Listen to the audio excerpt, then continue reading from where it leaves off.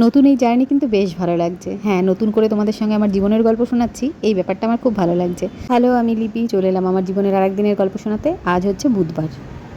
কি দেখো মা তুমি? এই যে এর বাবা কোথায়? ও বাবার কাছে যাবে। এই যে ওর বাবা রেডি হয়ে কোথায় বেরোচ্ছে, আর বাবার কাছে যাওয়ার জন্য উ বা করে যাচ্ছে। দেখো দেখো দেখো কি করে।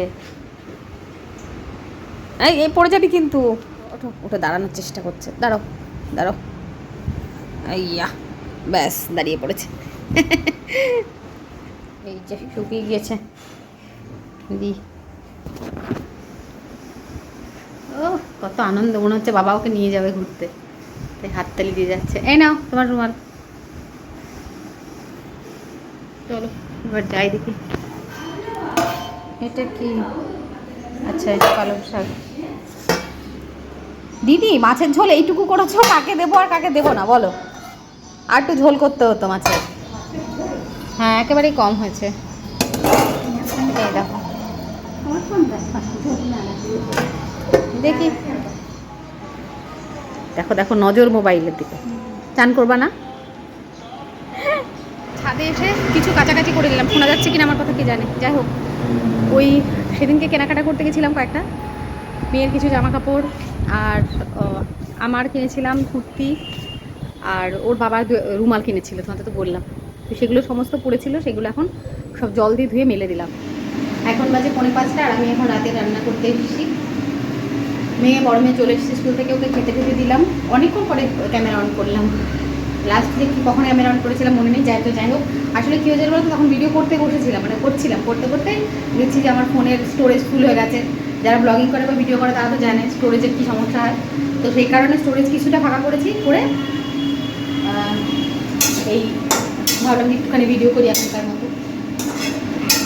তো রাতে একটা তরকারি করবো আজকে, এটা দিয়ে ভাত রুটি সব হয়ে যাবে। তো ওখানে ওরা টিভি দেখছে, আমার বড় মেয়ে টিভি দেখছে, ছোটো মেয়েকে খাবার দিয়ে এলাম, একটুখানি আপেল সিদ্ধ করে দিলাম, সেটা বেশি খাওয়াচ্ছে। আর আমি এখানে তরকারিটা করে নিই। রান্না করে আসার পরে আমার মেয়ের বায়না হলো, মা আমার সঙ্গে একটু খেলা করো। কালকে ওই যে মনসা পুজোর মেলা থেকে একটা উনো কার্ড কিনে নিয়ে এসেছে, সেটা ওর সঙ্গে এখন খেলতে হবে। ভেবেছিলাম একটু পরে সন্ধ্যা দিতে হবে, 10 মিনিট একটু শুয়ে নিই, তারপর উঠে সন্ধ্যা দিতে যাব। কিন্তু কি করা, মা হয়েছি, মাতৃধর্ম তো পালন করতেই হবে, মেয়েটাকে একটু সময় দিতে হবে। তো আস্তে আস্তে কথা বলছিলাম, এই সময় কথা বলছিলাম, আস্তে আস্তে কথা বলছিলাম, কারণ আমার ছোটো মেয়েটা খাটে ঘুমাচ্ছে। তো এখানে বসে আমরা দুজনে একটু খেলে নিচ্ছি।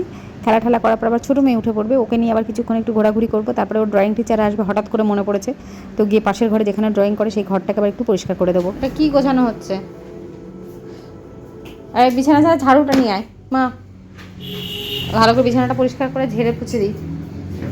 যা বিছানা ঝাড় ঝাড়। বাবা, হলো গোছানো।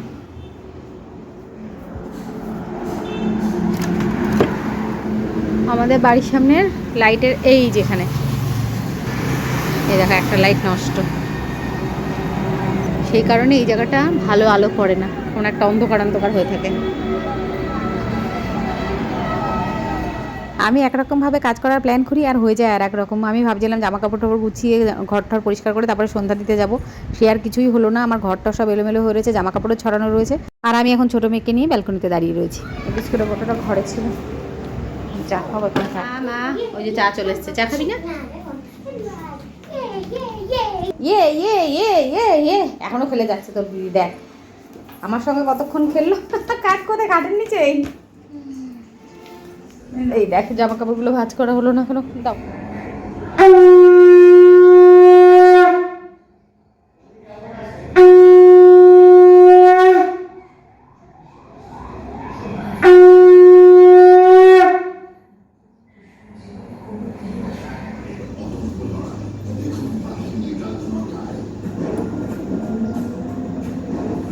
এত তাড়াহুড়োর মধ্যে সমস্ত কাজকর্মগুলো হয় যে তখন কিছু ভিডিও করা হয় না।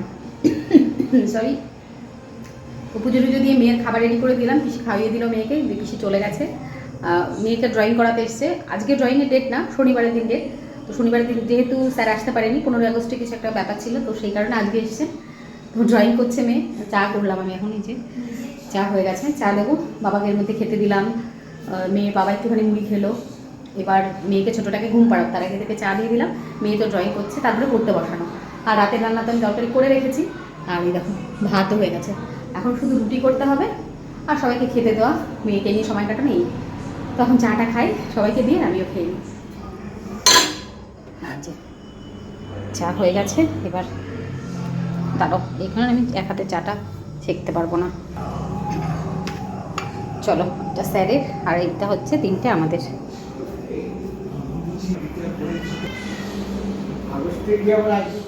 আমিও দুটো মুড়ি নিয়ে এলাম।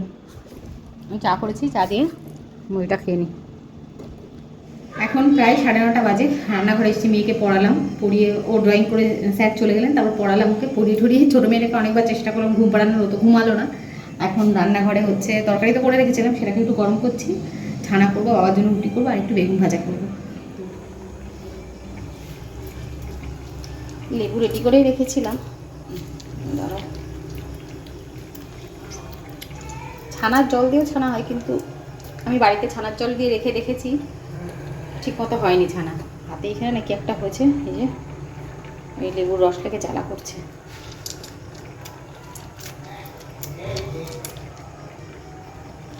হয়ে গেছে,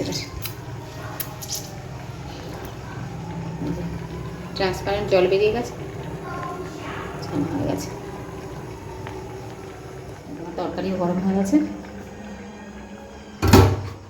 এইটা এখানে নিয়ে এসেছিলাম ট্রাইপডটা বসাবো বলে, কিন্তু বসলো না।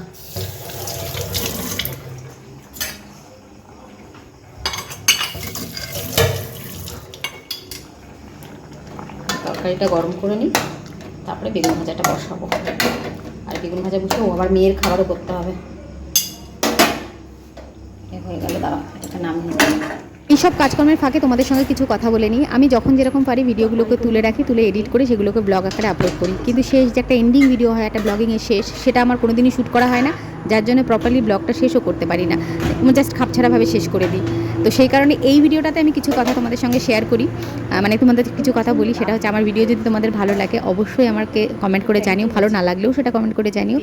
আর আমার ভিডিও যদি আরও দেখতে চাও অবশ্যই সাবস্ক্রাইব করে দিও আমার চ্যানেলটাকে। আমি এবার নতুন করে নতুন আশা নিয়ে শুরু করেছি, তোমরা পাশে থাকলে আমি এগিয়ে যেতে পারবো। মেয়ের খাবারটা মেয়ের খাবারটা রেডি করে নিই। হ্যাঁ, এটা হোক, আমি মেয়ের খাবারটা একটু রেডি করে নিই, তারপর আবার আসছি। এখন বাজে 10টা 10। আমি পুরো ঝড়ের বেগে সব করে নিয়েছি, বাবাকে খাবার দিয়ে এসেছি, মেয়েকেও খেতে দিয়ে দিয়েছি। মেয়েকে তো ডিম ভাজা করে দিলাম, আর যে সবজিটা করেছিলাম সেটা দিয়ে, বাবাকে বেগুন ভাজা সবজি দিয়ে আর হচ্ছে ছানা করে দিলাম।